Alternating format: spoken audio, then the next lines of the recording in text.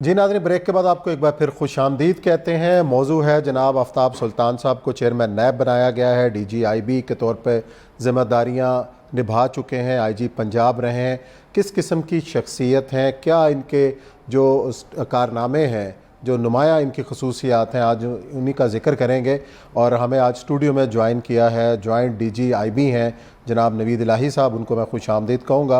नवीद साहब, बताइएगा कि आफ्ताब सुल्तान साहब के साथ आपने काम भी किया है, किस किस्म की शख्सियत हैं और ख़ास तौर पर जो चेयरमैन नैब की जो सीट है, ये तो बड़ी हॉट सीट है। हुकूमत क्या अपोजिशन वाले भी नाराज़ नज़र आते हैं उनकी कार्रवाइयों से। जावेद इकबाल साहब का जिक्र करें, उससे पहले कमरुज़्ज़मान साहब का जिक्र करें। बहरहाल ये जो सीट के ऊपर आफ्ताब सुल्तान साहब का इंतखाब है, आपको किस तरीके से देखते हैं आप इसको?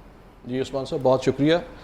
मेरा ख़्याल है कि पाकिस्तान मुस्लिम लीग नून की गवर्नमेंट के लिए ये नहायत मुनासिब उम्मीदवार थे इस पोस्ट के लिए, क्योंकि इन्होंने काफ़ी लंबे अरसे तक डायरेक्टर जनरल इंटेलिजेंस ब्यूरो की पोस्ट पे उनके साथ काम किया है और बड़े मुश्किल हालात में उन्होंने ये काम किया। कई इश्यूज़ जो हैं, जैसे क्योंकि ये आए 2013 में, उससे पहले ये केयर टेकर गवर्नमेंट में inspector general of police Punjab भी रहे। फिर 2013 में जब DGIB के तौर पे आए, PMLN की गवर्नमेंट थी, नवाज शरीफ प्राइम मिनिस्टर थे, तो साथ ही 2014 का ये जो धरना शुरू हुआ उसमें भी IB का रोल बड़ा फ़ाल रहा, और जिसके ऊपर ज़ाहिर है कि दूसरी तरफ से भी तनकीद और एतराज़ आता रहा, लेकिन बड़ी इफ़ेक्टिवली इन्होंने अपना रोल अदा किया। जो IB का काम है कि इंफॉर्मेशन पहले प्रोवाइड की जाए, फॉर नॉलेज गवर्नमेंट को आगाह किया जाए ताकि उसकी डिसीजन मेकिंग में और एक्शन में आसानी हो, तो वो उन्होंने काफ़ी फ़ाल तरीके से किया। और भी ऐसे इश्यूज़ आए, जैसे शायद अब तो क्योंकि सबको मालूम है, उसमें एक BBC की स्टोरी थी जिसमें मरहूम मुशाहिदुल्लाह से वजारत ले ली गई, और एक उस वक्त के DGISI थे, उनके फ़ोन जो टैप हुए और उसके बाद नवाज शरीफ साहब को वो सुनाया गया, मुबैना जो ऑडियो थी उनकी, उसमें भी इनका नाम लिया जाता रहा है। इसमें कितनी हकीकत? जी, उसमें IB का और इनका जिक्र किया गया। ज़ाहिर है कि जो इंटेलिजेंस ब्यूरो है वो directly under the prime minister काम करती है, उनकी आइज़ एंड ईयर्स है, तो इन्फॉर्मेशन तो ज़ाहिर है यहाँ से गई होगी और बड़े मुनासिब वक्त पे गई, जिससे उन्हें सिचुएशन हैंडल करने में आसानी हुई, और बाद में डॉन लीग्स और इस तरह की तमाम चीज़ों में ये नाम आते रहे। उस लिहाज से जैसे मैं अर्ज़ कर रहा हूँ कि मुस्लिम लीग के लिहाज से तो बहुत मुनासिब शख्स हैं, क्योंकि उनके देखे भाले हैं, पुरएतमाद है, और साथ ये है कि उन्होंने उनके लिए डिलीवर भी किया।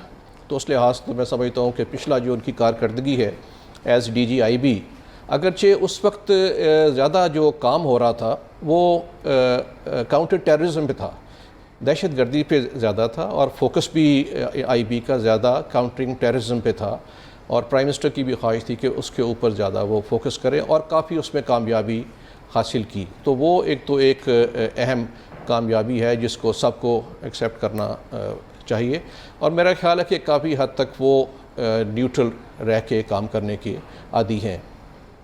लेकिन नवीद साहब, मसला ये है कि मसला मुस्लिम लीग नून और उसके इत्तेहादियों का नहीं है। यहाँ पे तो एक बहुत बड़ा एक अपोजिशन की शक्ल में एक जिन है इमरान खान की शक्ल में, कि जो जिस हवाले से भी वो जिसके पीछे पड़ जाएं, और आफ्ताब सुल्तान साहब को भी तनकीद का निशाना बनाते रहे हैं। मुझे याद है कंटेनर पर खड़े होके, अब कैसे माफ़ करेंगे आफ्ताब सुल्तान साहब को?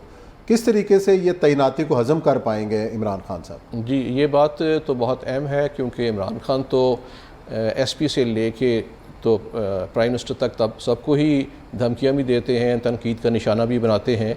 इनके साथ भी उनको कोई रिलेशनशिप इतना कबूल नहीं होगा, क्योंकि जैसे मैंने अर्ज़ किया कि 2014 धरने में IB ने इनके ज़ेर क़यादत रोल अदा किया और ये काफ़ी स्टिफली काम किया। अब उनका ये ख्याल है, जो प्लस पॉइंट है पाकिस्तान मुस्लिम लीग को इनको लाने के लिए कि उनके करीब हैं और उन पर एतमाद है, वो ही इनका नेगेटिव पॉइंट जो है मुखालफिन के लिए हो सकता है कि ये इतना उनके करीब हैं तो उनके लिए काम करेंगे। लेकिन मेरा ये ख्याल है कि जिस तरह अगर मुआवजना किया जाए, फ्यूचर के कोई क्रिस्टल बॉल गेजिंग तो नहीं की जा सकती सीट पे बैठ के क्या हो। अगर मुआवजना करें, जस्टिस जावेद इकबाल जो पिछले चेयरमैन थे, जो उनका हाल था कि मरियम से लेकर तैयबा तक किसी को भी नहीं उन्होंने बख्शा, तो उस पोलिटिकल इंजीनियरिंग में वो नहीं जाएंगे। तो लेकिन जहाँ तक मुखालफिन का है, मेरा ये ख्याल है कि वो इस पर شور شرابہ کریں گے انہی بنیاد پہ کہ یہ ان کے بہت کلوز ہیں گورنمنٹ کے. بہت کلوز سمجھے جاتے ہیں. لیکن نوید صاحب آپ بھی ان دنوں میں سروس میں تھے اور آپ نے بڑی قریب سے دیکھا کہ خاص طور پر جو نواز شریف صاحب کا دور حکومت ہے یہ دیکھنے میں انہوں نے آئی بی کو بڑا اسٹرینتھن کیا. آفتاب سلطان صاحب کو ہی اس کا کریڈٹ جاتا ہے. اس کے بعد آنے والی حکومتوں نے شاید اس بات پہ توجہ نہیں دی. کیا وجہ ہے؟ یہ بات ٹھیک ہے آپ کی. اس زمانے میں بھی یہ ہوا, جیسے میں پہلے بھی ایک دو دفعہ پروگرامز میں کہہ چکا ہوں کہ آئی بی کو اسٹرانگ کرنے کے باوجود ایون نواز شریف صاحب کے دور میں یہ تھا کہ کبھی انہوں نے جو ادارہ انٹیلیجنس بیورو جو ان کا ڈائریکٹلی ان کے انڈر ہے کبھی اس کو وزٹ نہیں کیا. اچھا. اسی طرح عمران خان صاحب کے دور میں 20 دفعہ وہ I S I had quarter گئے ہیں, آئی بی میں ایک دفعہ بھی نہیں گئے. تو جو ڈی جی آئی بیز ہیں ان کو محدود کر دیا گیا پرنسپل سیکرٹری تک ہی انٹریکشن کرنے پہ, جس نے ادارے کو کمزور کیا. تو یہ بات ٹھیک ہے کہ انہوں نے اس لحاظ سے مضبوط کیا کہ آپ ٹیررزم کو کنٹرول کرنے کے لیے انہوں نے فنڈ بھی دیے, سب کچھ دیا, اور اس پہ وہ کام کرتے رہے اور بڑا احسن طریقے سے کام کیا. بعد میں صورتحال ڈفرینٹ ہو گئی اور اس طرح کا کام نہیں ہوا.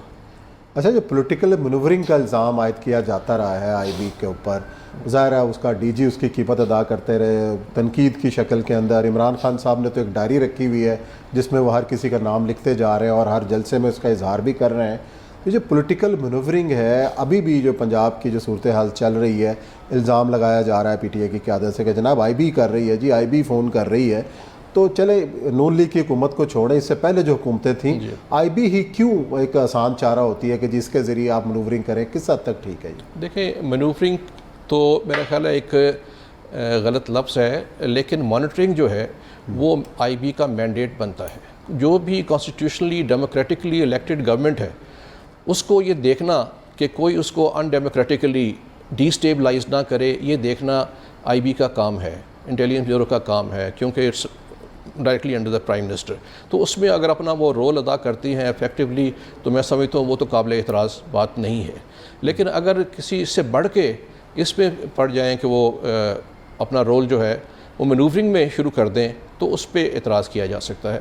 لیکن میرا خیال ہے کہ وہ رول ادا کرنا ضروری ہے تاکہ نظر رکھی جائے کہ کہیں ان کے خلاف کوئی ایسی حکومت کے خلاف یا اسٹیٹ کے خلاف ان کانسٹیٹیوشنل ان ڈیموکریٹک ایکٹیویٹی تو نہیں ہو رہی. اگر وہ نہیں کریں گے تو کون اور بتائے گا.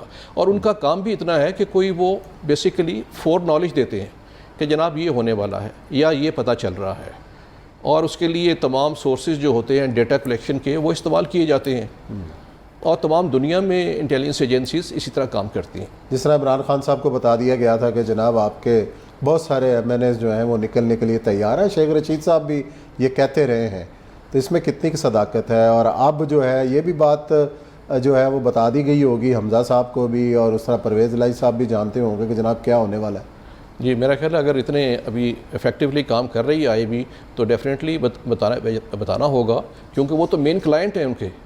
اگر ان کو انفارمیشن نہیں دینی تو کس کو دینی ہے؟ اور ہوتا یہ ہے کہ عام طور پہ انفارمیشن دینے کے باوجود جو ارد گرد لوگ ہوتے ہیں وہ ماننے کو تیار نہیں ہوتے.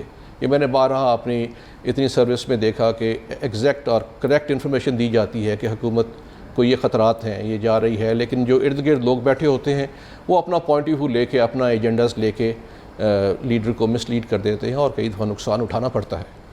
مطلب مس لیڈنگ کا نقصان اٹھانا پڑتا ہے. جو آپ کی پریمیئر ایجنسی آپ کو بتا رہی ہے اس پر یقین نہیں ہے, لیکن مشیر جو ہیں ارد گرد جو حکمرانوں کے ہیں وہ ہمیشہ نقصان پہنچاتے ہیں. دیکھتے ہیں جی پنجاب کا جو مارکہ ہے اس میں کیا نکلتا ہے. بہت شکریہ نوید الہی صاحب, آپ نے تفصیل سے ہمیں آگاہ کیا. اسی نوٹ کے ساتھ پروگرام بھی ختم کرتے ہیں. انشاءاللہ پیر کو ملاقات کریں گے نئے موضوعات کے ساتھ. اپنا بہت خیال رکھیے گا. اللہ حافظ.